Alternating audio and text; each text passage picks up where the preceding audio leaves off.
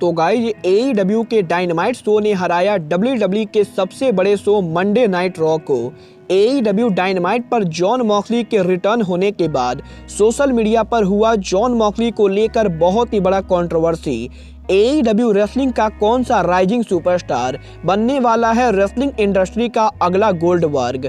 और गाइज लियो रश के AEW के लीव करने के अनाउंसमेंट के बाद टोनी खान के साथ लियो रश के हिट को लेकर और टोनी खान के AEW में लियो रश को लीव करने के इन्वॉल्वमेंट को लेकर रेसलिंग ऑब्जर्वर ने कर दिया है बहुत ही बड़ा खुलासा।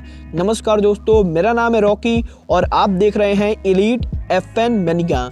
और गाइज इस वीडियो के अंदर हम AEW के बहुत से मेजर अपडेट पर बात करेंगे।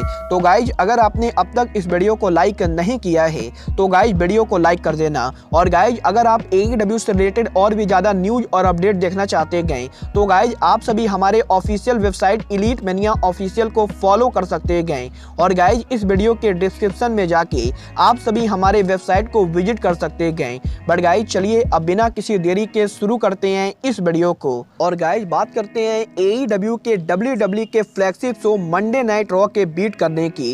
वेल गाइस बात करें यहाँ पर AEW और WWE की तो गाइस जैसा कि आपको पता होगा WWE के मंडे नाइट रॉ शो की व्यूअरशिप AEW डायनामाइट के मुकाबले काफी ज्यादा होती गए। जबकि गाइस और बात करें इन दोनों शोज के इस हफ्ते के व्यूअरशिप की तो गाइस इस हफ्ते AEW डायनामाइट की व्यूअरशिप थी 1 मिलियन। तो गाइस वहीं WWE मंडे नाइट रॉ की व्यूअरशिप थी 1.6 मिलियन, जो डायनामाइट के मुकाबले करीबन 0.6 मिलियन ज्यादा थी। बट गाइस अगर बात करें यहाँ पर 18/49 डेमोग्राफी फिगर की तो गाइस यहाँ पर 18/49 डेमोग्राफी फिगर के अंदर AEW ने WWE के फ्लैगशिप शो को बीट कर दिया है। जहां पर 18/49 डेमोग्राफी फिगर के अंदर WWE मंडे नाइट रॉ की व्यूअरशिप थी 5,62,000। तो गाइज वहीं AEW डायनामाइट की व्यूअरशिप है 5,70,000। और गाइज यहाँ पर वेडनेसडे नाइट के ऊपर AEW का डायनामाइट शो अमेरिका में देखने जाने वाला नंबर 1 केबल शो था।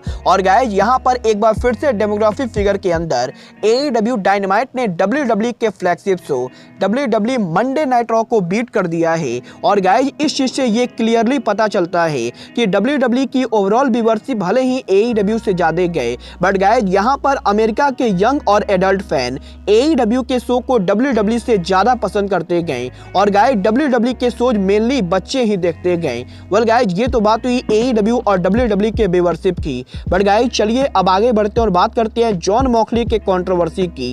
वेल गाइज बात करें यहाँ पर मॉक्सली की तो गाइज जैसा कि हमने डायनामाइट पर देखा AEW डायनामाइट पर जॉन मॉक्सली के रिटर्न होने के बाद जब जॉन मॉक्सली उनका प्रोमो दे रहे थे तो गाइज उस समय अरीना में मौजूद एक फैन ने जॉन मॉक्सली को मॉक करने की कोशिश की थी। जहां पर अरीना में मौजूद एक फैन जॉन मॉक्सली को कहता है कि जॉन मॉक्सली जैसे पियक्कड़ को यहां नहीं होना चाहिए। और गाइज इस फैन के जॉन मॉक्सली को मॉक करने के बाद जॉन मॉक्सली ने उस फैन को गाली दे दी थी। और गाइज जॉन मॉक्सली ने कहा था कि इस बेहुदे को यहां से बाहर निकालो। और गाइज मॉक्सली के कुछ ऐसा करने के बाद अब यही सोशल मीडिया पर रेसलिंग लेजेंड बुली रे ने जॉन मॉक्सली को मॉक किया है। जहां पर बुली रे ने कहा है कि जॉन मॉक्सली को फैन को गाली नहीं देनी चाहिए थी। और गाइस जॉन मॉक्सली के ऐसे एब्यूजिव बिहेवियर के कारण जॉन मॉक्सली को फैंस से माफी मांगनी चाहिए। और गाइस यहाँ पर बुली रे के ऐसा कहने के बाद बुली रे और जॉन मॉक्सली दोनों सोशल मीडिया पर ट्रेंड कर रहे गए। और गाइस इस मामले के काफी आगे जाने के बाद अब यही रेसलिंग लेजेंड मिक फ्लोली ने कहा है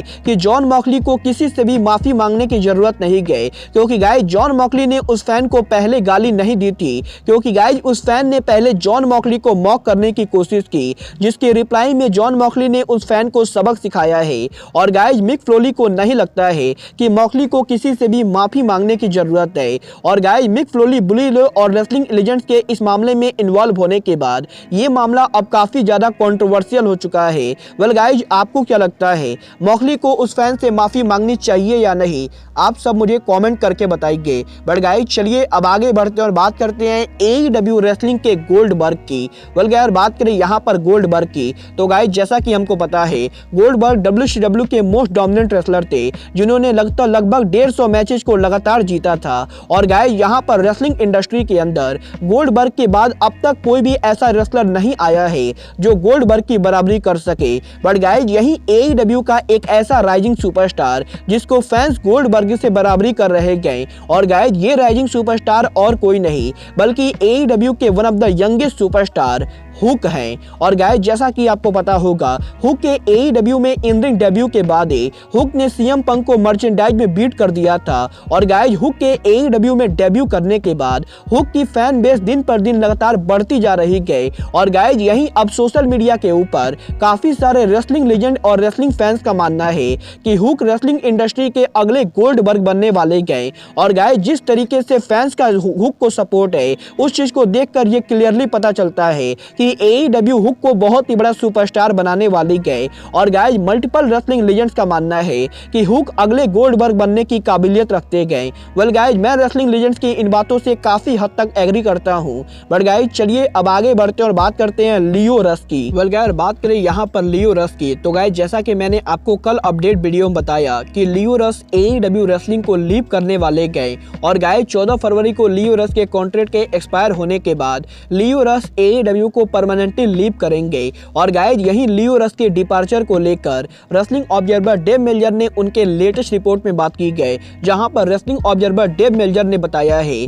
कि लियो रस का AEW से डिपार्चर होना AEW रेसलिंग का कोई ओरिजिनल प्लान नहीं था, क्योंकि गाइस यहां पर लियो रस ने हाल फिलहाल में कुछ ऐसी हरकत की गई जिसकी वजह से AEW लियो रस के कॉन्ट्रैक्ट को एक्सटेंड नहीं कर रही गए। और गाइस जैसा कि आपको पता होगा आज से करीबन 1 से 1.5 महीने पहले जब AEW ने बिग स्वॉल को कंपनी से बाहर किया था, तो गाइस बिग स्वॉल ने उनके इंटरव्यू के अंदर AEW के प्रेसिडेंट टोनी खान को मॉक किया था, जहां पर बिग स्वॉल ने उनके इंटरव्यू में कहा था कि AEW कंपनी में ब्लैक रेसलर को पुश नहीं किया जाता है। और गाइस AEW के डाइवर्सिटी कंट्रोवर्सी को लेकर टोनी खान और बिग स्वॉल के बीच में काफी ज्यादा इंटरनेट वायरल हुई थी। और गाइस यहां पर इस पूरे कंट्रोवर्सी के बाद टोनी खान और बिग स्वॉल के बीच में लियो रस ने अपना ट्वीट किया था, जहां पर लियो रस ने ट्वीट करके कहा था कि टोनी खान को बिग स्वॉल से माफी मांगनी चाहिए। और गाइस यहां पर लियो रस ने डायरेक्टली सोशल मीडिया पर आके अपने बॉस को मॉक करने और अपोलोजाइज करने की कोशिश की थी।